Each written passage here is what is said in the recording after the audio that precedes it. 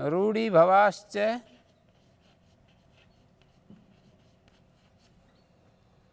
ठीक है।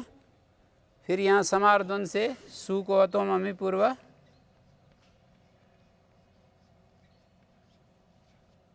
नैगम रूढ़ी भवम बन गया।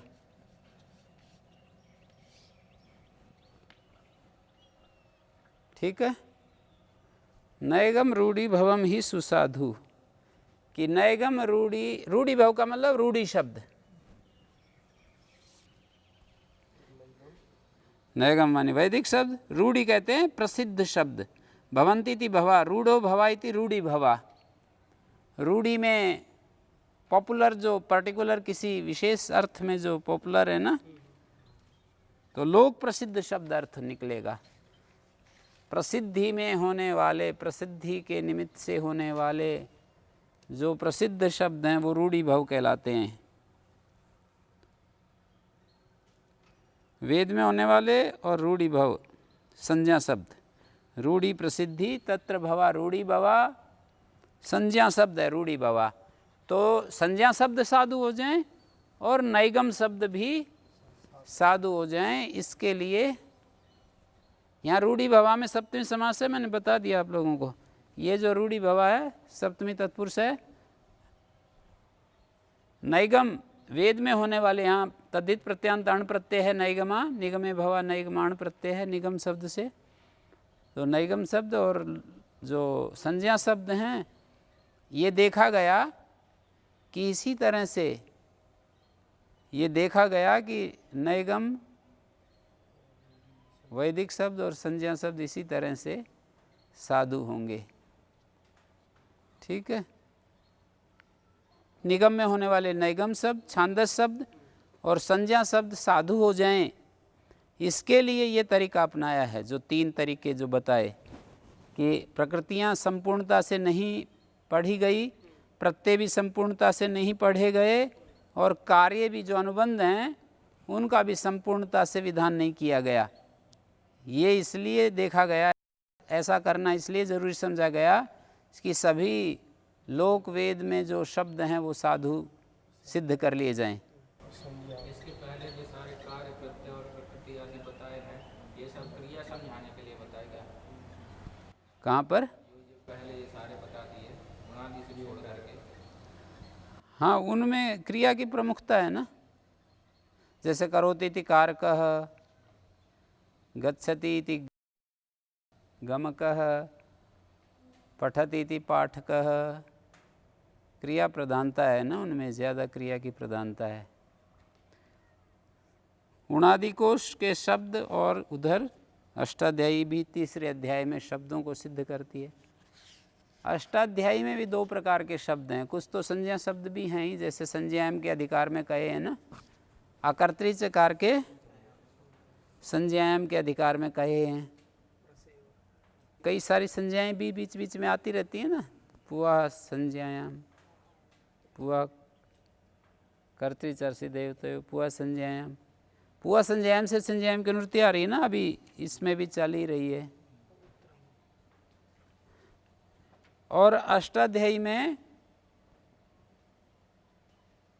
कुछ तो जैसे तिङंत क्रियाएं तो होती हैं साध्यावस्था वाली, पर जैसे तुमन, णमुल, अव्यकृत, ये सब भी क्रियाएं साध्य क्रियाएं ही होती हैं।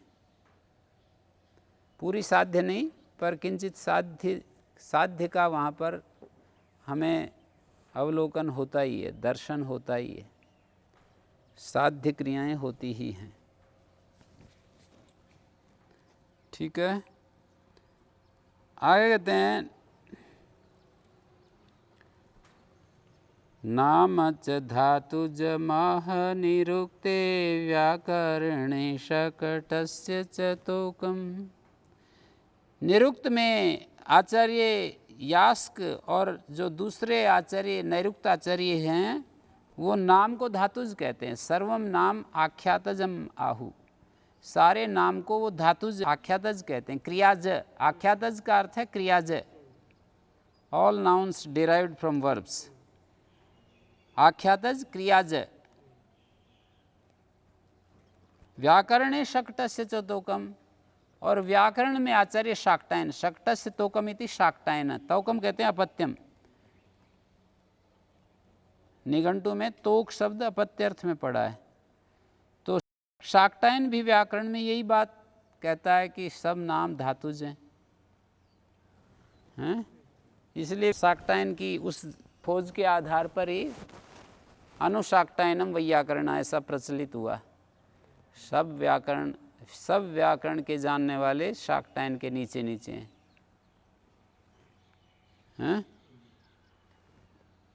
तीसरी बात, यन्न विशेष पदार्थ समुत्तम, जो शब्द यत न पदार्थ विशेष से जो समुत्थ नहीं है, असमर्थ समास हो रहा है। जैसे असमर्थ समास इनको कहते हैं, जैसे यहाँ पर अभी मैंने किया था ना, अभी जो किया था तनुदृष्टे प्रकृते तनुदृष्टे, तनुदृष्टे में असमर्थ समास ही तो था, प्रकृतियों के तनुत्व को देख करके। यहाँ पर भी यन्न विशेष पदार्थ समुत्थम, जो विशेष पदार्थ से समुत्थ नहीं है, नय का अन्वय समुत्थ से जोड़ रहे हैं।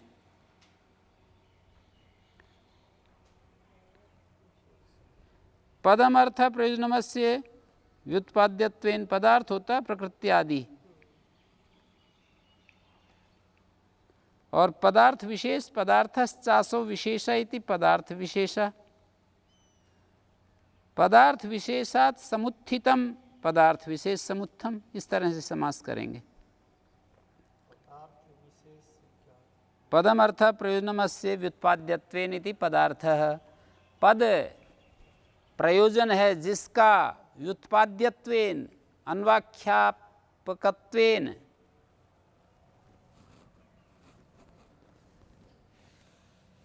पदम अर्थ प्रयोजनमस्य व्युत्पाद्यत्वेन इति पदार्थः, पदम अर्थः प्रयोजनम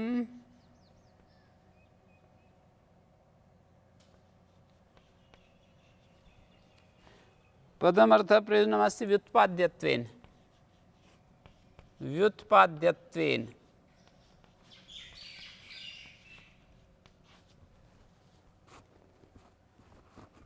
पद प्रयोग, अर्थ शब्द का अर्थ प्रयोजन, पद प्रयोजन है जिसका, उसको पदार्थ कहते हैं। पद को व्युत्पन्न करना, पद को बताना प्रयोजन है जिसका, व्युत्पाद्यत्वेन इति पदार्थ, पदार्थ विशेष पदार्थ, विशेषश्चासो पदार्थ, पदार्थ विशेष है ना, पदार्थश्चासो विशेष,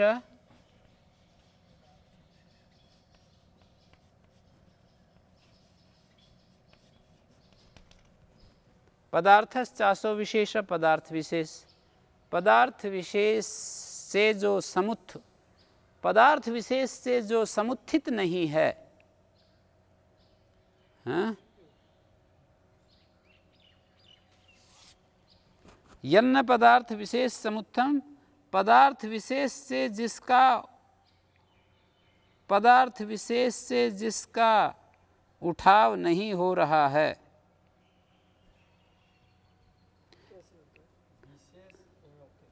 पदार्थ विशेष का, पदार्थ सामान्य, पदार्थ विशेष, जब हम किसी को विशेष को पकड़ेंगे तो पदार्थ विशेष ही कहना पड़ेगा। पदार्थ विशेष से जो समुत्थ नहीं, प्रकृत्यादि विशेष उपादान से जो अव्युत्पादित है, प्रकृत्यादि विशेष का ग्रहण करके जो अव्युत्पन्न है, ऐसा शब्द जो प्रकृत्यादि विशेष को ग्रहण करके सिद्ध नहीं किया है,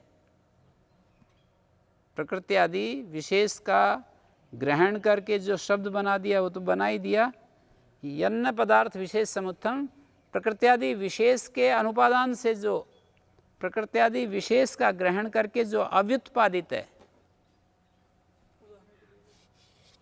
ऐसा रूढ़ शब्द हो कोई, प्रकृत्यादि विशेष का ग्रहण करके व्युत्पादित न किया गया हो, ऐसा।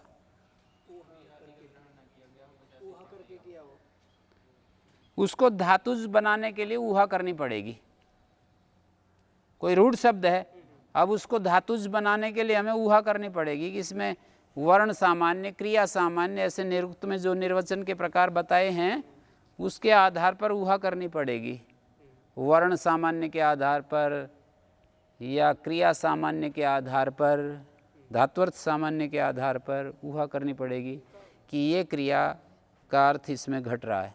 इनको छोड़ करके, इनको न देख करके कोई भी ऐसा शब्द बना दिया जाए जो वही रूढ़ हो जाएगा।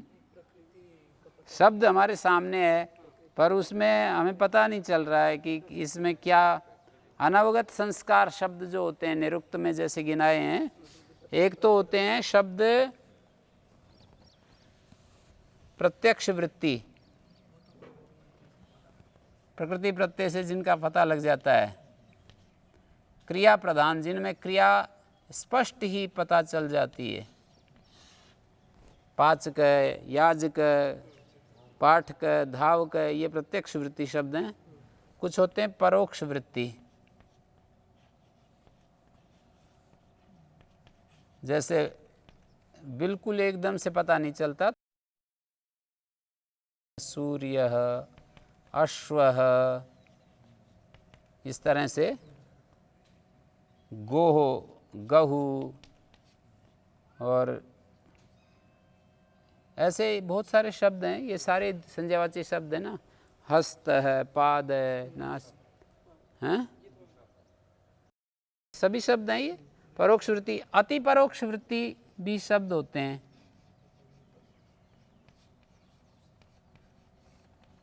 उसमें क्रिया अति लुप्त होती है, अनवगत संस्कार भी कहते हैं इनको, जिसका प्रकृति प्रत्यय विभाग पता नहीं चलता, जिसमें प्रकृति प्रत्यय विभाग पता नहीं चलता, अति परोक्ष वृत्ति।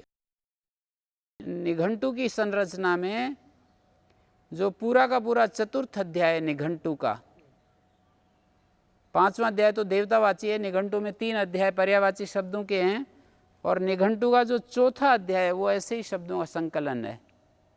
वहाँ तो शब्द संकलन कर दिए हैं पर उनकी व्याख्या निरुक्त के 4थे, 5वें, 6ठे 3 अध्यायों में है, हर शब्द की व्याख्या है। निरुक्त के निघंटु में तो केवल शब्दों का संकलन मात्र है, जो अनवगत संस्कार शब्द थे उनको एक तरफ से पढ़ते चले गए, संग्रह कर दिया बस वेद से उठा करके।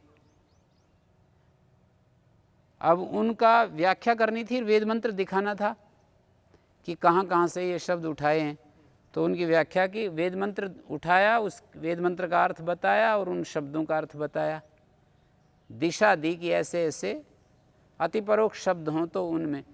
सारे आचार्य केवल दिशा दे रहे हैं, पाणिनि भी हमको व्याकरण पढ़ाते हुए दिशा दे रहे हैं, हमारी बुद्धि को विकसित कर रहे हैं, हमारी बुद्धि आगे चलने लगे, शब्दों के क्रिया रूप जो अर्थ है, क्रिया संबद्ध जो अर्थ है उसको ग्रहण करने में सक्षम हो जाए। तो अति परोक्ष वृत्ति जो शब्द हैं उनमें पता नहीं चलता कि ये है क्या चीज़। जहा है, जैसे जहा, अब इसका अर्थ निरुक्तकार ने जघान किया, जघान। वेद में जहा मिला, अर्थ कर दिया जघान। पता नहीं चल रहा है कि जहा शब्द किस धातु से, किस प्रत्यय से बना है।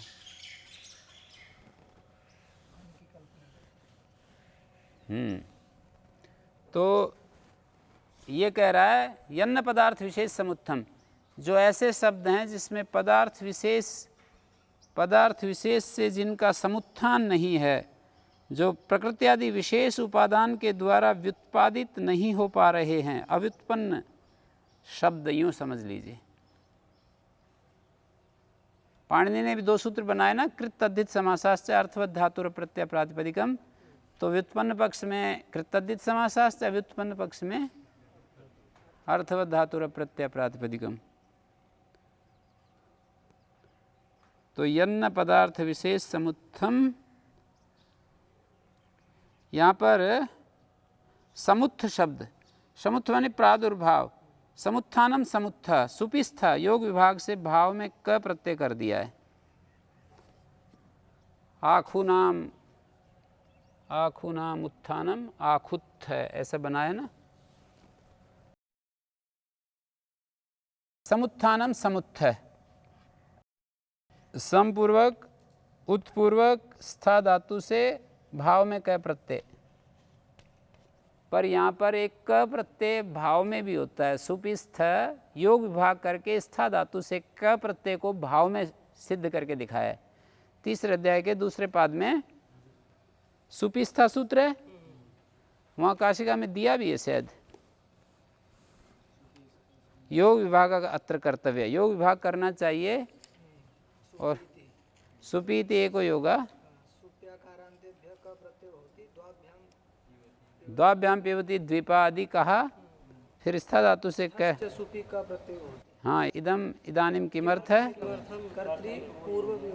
कर्तृपूर्व योगा।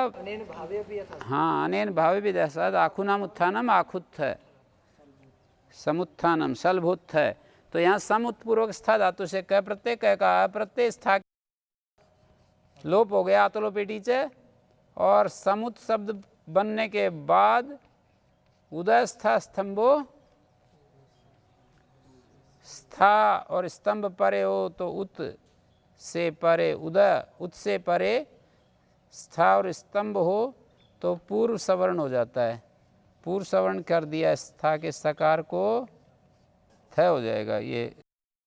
तो स को पूर्व सवर्ण थ हो गया, और खरीचे से थ को, खरीचे से थ को त, इस तरह से समुत्थान। और जरोजरी सवर्ण से एक का लोप भी कर सकते हैं हम, एक बीच में इस तय का लोप भी कर सकते हैं।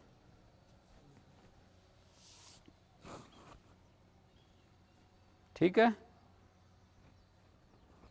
यहाँ पर भी लोप कर सकते हैं खरीचे किए बिना। जैसे तय है ना, जरोजरी सवर्ण हल से उत्तर झर का लोप झर परे रहते। नहीं तो जैसे हम जैसे ये करने लगते हैं असिद्ध भी होने लगेगा। ये खरीचे जैसे लगाएंगे तो परे है उदास्था स्तंभ पुरुष असिद्ध होकर के फिर ये स्थिति दिखेगी इसको, खरीचे सूत्र को।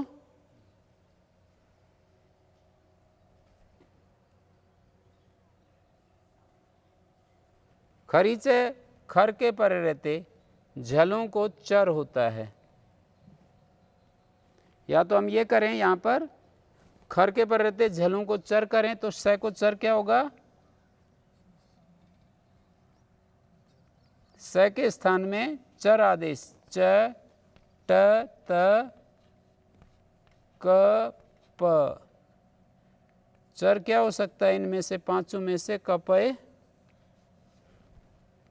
स का सवर्ण तय हो सकता है, और तय थ, वही थ जाएगा। हम सकार को यदि चर करते हैं तो भी थ आ रहा है, सकार को पूर्व सवर्ण करते हैं तो भी थ आ रहा है। उसके बाद झरोझरी सवर्ण है, हल से उत्तर झर का लोप झर के पर रहते। त्रिपादी में पूर्व वाले सूत्र के प्रति पर वाला असिद्ध हो जाता है, लेकिन पूर्व वाले का कुछ कार्य है तो वो सिद्ध रहता है, आगे वाले कार्य करने में वो बराबर बना रहता है। जैसे झरोझरी सवर्ण करते समय ये पहले वाले ने जो थकार पर पहुंचा दिया वो बना रहेगा, वो असिद्ध नहीं होगा। झरोझरी सवर्ण की दृष्टि में असिद्ध नहीं होगा, पर के प्रति पूर्व असिद्ध नहीं होता है। यन्न पदार्थ विशेष समुत्थम, पदार्थ विशेष विशेषात समुत्थानम समुत्थः, जो पदार्थ विशेष से प्रादुर्भाव है जिसका, पदार्थ विशेष समुत्थम, पदार्थ विशेषात प्रादुर्भाव, समुत्थ का अर्थ हो गया प्रादुर्भाव, प्रादुर्भाव है जिसका पदार्थ विशेष समुत्थम, यत एवं विधम न भवति शब्द रूपम। वहाँ पर क्या करें, तो कहते हैं वहाँ प्रत्यय से प्रकृति का और प्रकृति से प्रत्यय की ऊहा कर लो। प्रत्ययता प्रकृतेश्च तदूह्यम, प्रत्ययता प्रकृते, प्रत्यय से अध्यार करेंगे प्रकृति की, प्रकृति से अध्यार करेंगे प्रत्यय की, प्रत्यय से प्रकृति की ऊहा, प्रकृति से प्रत्यय की ऊहा कर लेनी चाहिए। कहाँ पर, अव्युत्पन्न शब्दों में। यूँ कहें या यस्य प्रतिपदोक्ता प्रकृति प्रत्यय विशेष विभागेन संबद्धा न संति, प्रकृति प्रत्यय विशेष विभाग से जो ज्ञात नहीं है। प्रकृति प्रत्यय विशेष विभाग जहाँ हमको पता नहीं चल रहा है, तो वो धातुज बनाने के लिए उनकी ऊहा कर लेंगे। जहाँ पर भाग शब्द में प्रत्यय रूप से प्रसिद्ध दिखाई दे रहा है, किसी तरह से हमारी पकड़ में आ गया कि ये तो प्रत्यय भाग है, तो प्रकृति की ऊहा कर लेंगे। और प्रकृति भाग यदि पकड़ में आया हुआ है तो उसको देखकर प्रत्यय भाग की ऊहा कर लेंगे। जैसे रिफिड शब्द है एक, रिफिडः रिफिडः,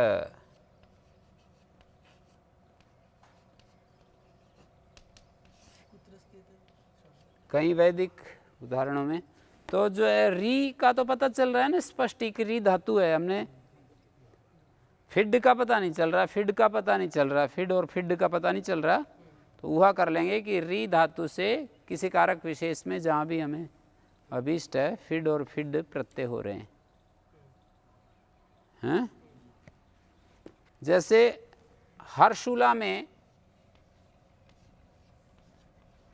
उलय प्रत्यय तो दिखाई दे रहा है हमारे को, तो बस इसकी ऊहा कर ली। शंकुला के लिए शंक धातु, शंक धातु से उलय प्रत्यय हो गया। कार्य की भी ऊहा कर लेंगे, चकार अनुबंध शंकुल।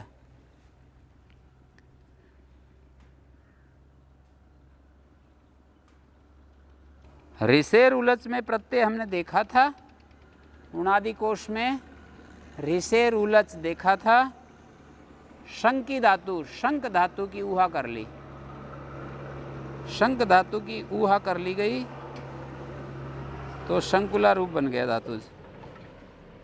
संज्ञासु धातु रूपाणी, संज्ञाओं में धातु रूप और प्रत्यय उनसे परे प्रत्यय, संज्ञाओं में क्या क्या कल्पना करनी है उसी को घुमा घुमा करके बता रहे हैं। संज्ञासु धातु रूपाणी, संज्ञाओं में धातु रूप की कल्पना। प्रत्याश्च तथा परे, तथा मानी उन धातु रूपों से परे प्रत्यय, तथा धातु रूपों से परे प्रत्यय। कार्याद विद्याद अनुबंधम, और कार्य को देख करके अनुबंध की कल्पना। एतत् शास्त्रम उणादिषु, उणादि में ये शास्त्र हमको मिलता है। कार्याद विद्याद अनुबंधम, जैसे गकार नकार ककार आदि जो कार्य ये होते हैं ना, उनकी ऊहा कर लेनी चाहिए। कार्यात कार्यम दृष्ट्वा, कार्य के आधार पर। यहाँ भी ल्यब लोप में कर्म में पंचमी के उपसंख्यान करना चाहिए, से पंचमी हो जाएगी।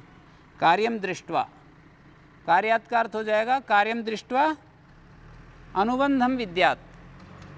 एतत् शास्त्रम उणादिषु, ये उणादि कोश का पूरा विवरण है। एतत् शास्त्रम उणादिषु, गुण प्रतिषेध आदि कार्य के आधार पर अनुबंधम विद्यात, ककार आदि का अनुबंधम विद्यात। अनुबंध शब्द देखा है ना यहाँ, अनुबंधम।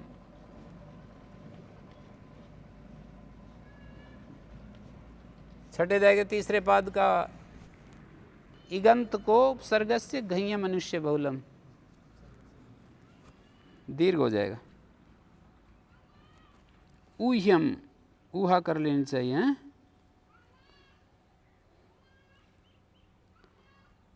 धातु रूपाणी कल्पयितव्यानि प्रत्याश्च कल्पयितव्या। कार्याद विद्याद अनुबंधम एतत् शास्त्रम, शास्त्रोपनिबंधनत्वात् शास्त्र विषयत्वात् शास्त्रम।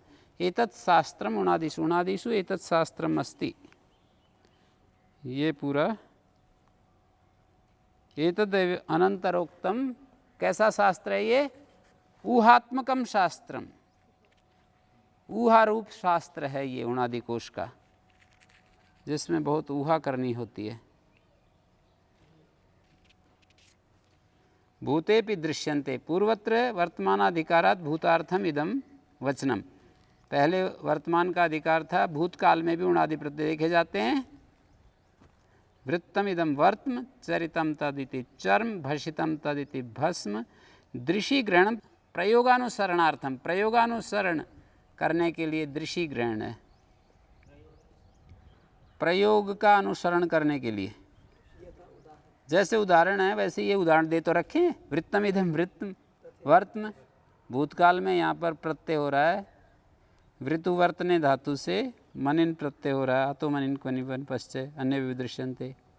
नेड वशीकृति इट प्रतिषेध हो रहा है, भस्म भस्म वर्षन दीप्त्यो चरितम तदिति चर्म। भविष्यति गम्यादय, भविष्यति काले गम्यादय शब्द साधो भवन्ति, प्रत्ययस्य भविष्यत् कालता विधीयते न प्रकृते है। प्रत्यय की भविष्यत् कालता विधान कर रहे हैं, प्रकृति की नहीं। प्रकृत्यर्थगता भविष्यत् कालता प्रत्ययस्य विधीयते, द्योत्य रूप से विधान कर रहे हैं, न पुनः प्रकृत्यर्थ परित्यागेन समुदायस्य। जैसे गमी ग्रामम, आगामी, प्रस्थाई, प्रतिरोधी, प्रतिबोधी, प्रतियोधी, प्रतियोगी, प्रतियायी, आयायी, भावी, अनद्यतन उपसंख्यानम, सो गमी ग्रामम।